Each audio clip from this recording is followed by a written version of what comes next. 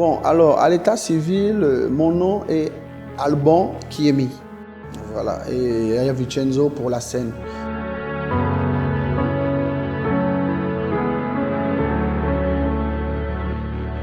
Je peux dire que j'ai eu une enfance assez marquée, hein, assez marquée d'ambiance, des blagues avec mes frères, tout ça. Et pour dire, nous sommes, autant pour moi, 14. Donc 10 garçons, 4 filles. C'est une très grande famille. Alors j'ai fait mes classes un peu comme tout le monde, hein, du CP1 jusqu'au CM2, ensuite entré en 6e comme tout le monde, jusqu'en terminale où j'ai obtenu très bien mon bac. Et là, je n'ai pas mis long à l'université. Je me suis inscrit en droit, mais je ne suis pas allé loin. Et puis bon, j'ai court-circuité pour entrer dans la vie active, où j'ai fait des petits boulots un peu partout. Voilà, chauffeur, taxi, clando. Je me suis retrouvé au privé. Et voilà quoi. Donc, c'est un peu ça.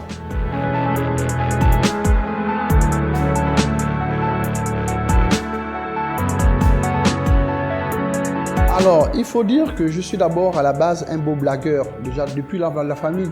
Dans la famille, depuis, on sait ça, je suis un blagueur. Pour moi, c'est très vital le rire, donc je ne pouvais pas m'en passer.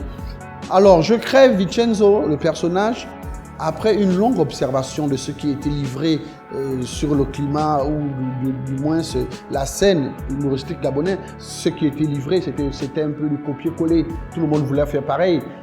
Bon, encore que je ne dis pas que c'est mauvais ce que les autres font, mais il me fallait quelque chose d'original. Alors j'ai étudié et je me suis dit, au lieu de créer un truc du genre, on va parler à la troisième personne, c'est l'histoire d'un monsieur, c'est l'histoire de X ou de Y, je préférais prendre tout ça sur une seule personne qui est devenue Yaya Vincenzo. Donc c'est-à-dire que c'est le Gabonais qui est hautain, c'est le Gabonais qui est orgueilleux, qui a l'argent, c'est le Gabonais dont la maman a travaillé, elle a tellement investi, donc il est né à la limite avec une cuillère dorée à la bouche. Donc c'est de ça que j'avais envie de parler. C'est-à-dire qu'aujourd'hui, Yaya Vincenzo, tout le monde peut se retrouver en Yaya Vincenzo. Celui qui aime les femmes se retrouve en Yaya Vincenzo. Celui qui est hautain, quand il a un peu de moyens, il se retrouve forcément en Yaya Vincenzo. Donc vous voyez, j'ai pris tous ces mauvais côtés-là que j'ai mis dans un seul personnage qui devient Yaya Vincenzo. Et il attrait, les gens sont tellement contents. Mais c'est parce qu'on leur donne ce qu'ils ont envie de comprendre, on leur donne ce qu'ils ont envie de voir, c'est tout. C'est ça qu'ils sont. Ils sont ça. Il y a un peu de Yaya Vincenzo en tout le monde, ça c'est clair. Donc hypocrisie à part, il y a un peu de Yaya Vincenzo en tout le monde.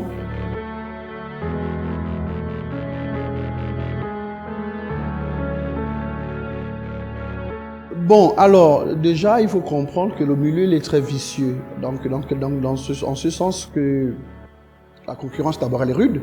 Et puis, il y a aussi le regard extérieur, c'est-à-dire le fan, qui ne comprend pas tout de suite. Il se dit, bon, c'est qui arrive avec cet humour qu'on n'avait jamais vu au préalable. Bon, nous, on était habitués à un genre, mais ça, c'est quoi?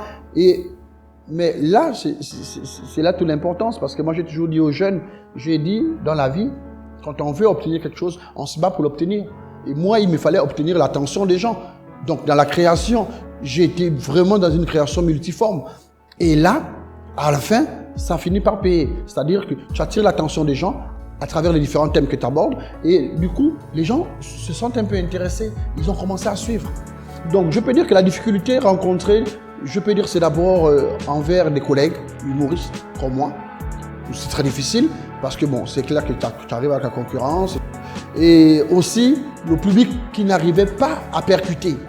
Automatiquement, il n'arrivait pas, ne comprenait pas ce qui se gare, c'est comme s'il nous insultait. Non.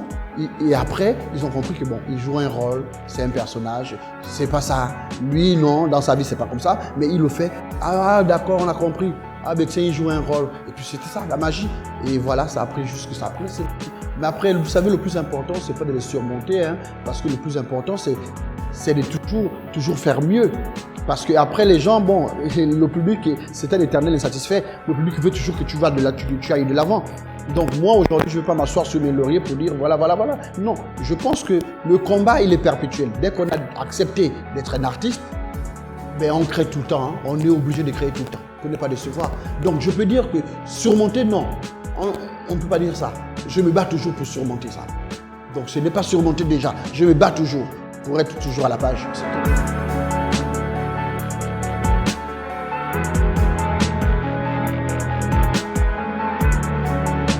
Alors, je vais dire oui. Oui, pourquoi? Oui, parce que, vous savez, il y a deux choses dans la vie. Il y a la prophétie et croire en la prophétie. La prophétie, c'est une chose, hein. On peut vous la dire, d'accord. Mais la croire, c'est une autre chose. C'est-à-dire croire en elle, c'est une autre chose. Moi, j'ai cru, hein. Je vous l'assure, depuis le début, j'ai cru. J'ai cru et ça ne me surprend pas. Je sais que je l'ai, je sais que je suis là parce que je devais être là. Parce que je me suis battu à être là. Et voilà.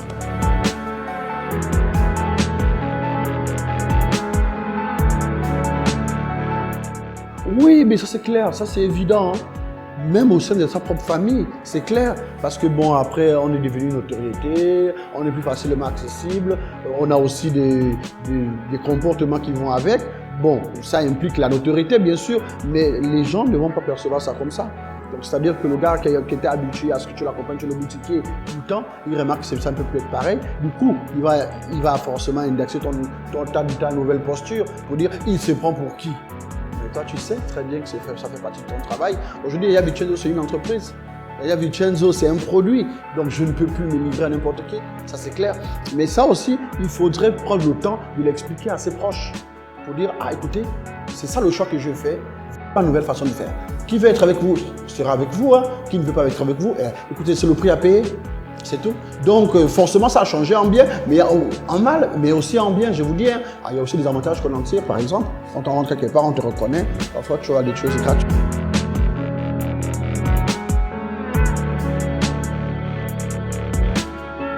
La jeunesse gabonaise, vous savez, il ne faut pas...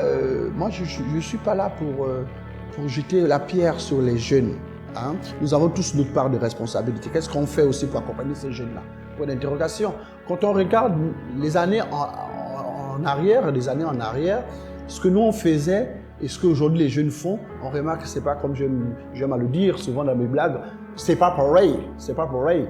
Parce qu'aujourd'hui, vous voyez, les jeunes, ils ont accès à tout, Internet, les vidéos, le machin. On ne peut pas maîtriser ça. La télévision, aujourd'hui, on ne contrôle plus ça. Or, nous, on avait des heures. Vous savez, donc c'est deux époques différentes. Alors, moi, ce que je vais dire ici, c'est que nous avons tous notre part de responsabilité. Le déclin de la jeunesse, oh ben, on en est pour quelque chose. Mais attention, il n'y a pas que le déclin. Il y a aussi beaucoup de jeunes qui progressent. Hein, et ça, on le voit partout. Donc, les torts sont partagés.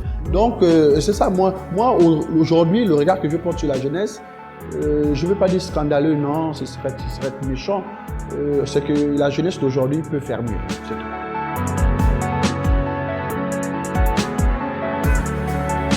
C'est la question que je voulais. Alors, vous savez, je vais parler parce que moi aussi, j'ai été petit et j'écoutais les grands. Vous savez, il n'y a qu'une seule chose que je puisse dire à ces jeunes-là qui me regardent. Les petits, les gars, les filles, le découragement et la démission ne réconfortent que ceux qui aiment la facilité. Quand vous avez un rêve, battez-vous pour le protéger. Quand vous devez arriver à faire quelque chose, battez-vous. Et attention à ne pas vous laisser distraire. Parce que l'opinion des autres ne compte pas. Hein? Attention, dans certains cas, ça ne compte pas. Parce qu'ils vont vous dissuader. Ils vont vous faire croire que c'est pas bon. Ah non, ce que tu fais là, c'est risqué. Hein? Attention. Donc, ce que moi je veux dire aux jeunes, c'est l'humilité qui précède la gloire. Et soyez vrai, soyez honnête envers vous-même. Si votre valeur c'est 1, acceptez qu'elle soit 1. Et Dieu lui-même, il sait à quel moment il vous mettra à 2, à 3, à 4, et ainsi de suite. Battez-vous. C'est uniquement ça mon conseil.